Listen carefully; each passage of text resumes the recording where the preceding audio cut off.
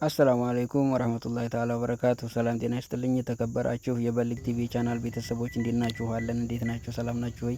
ዛሬ እንግዲህ በአዲስ የሶፋ ስራ ይዤላችሁ መጥቻለሁ ማለት ነው። ይህ የምትመለከቱት ሶፋ እንግዲህ ባለ 7 መቀመጫ ነው ማለት ነው። አዲስ የመጣ ዘመናዊ አሰራር ነው ማለት ነው። ይህ የምታዩት እንግዲህ በቁልፍ መደገፊያውን እንዲሁም ደግሞ መቀመጫውን በሚያምር ሁኔታ የተሰራ ነው ማለት ነው። በአዘዙን መሰረት የሰራ ነው የሶፋ ስራ ነው ማለት ነው። ይህን ሶፋ እንግዲህ ከፈለጋችሁ በማንኛውም ቦታ ሆናችሁ ማዘዝ ማሰራት ትችላላችሁ።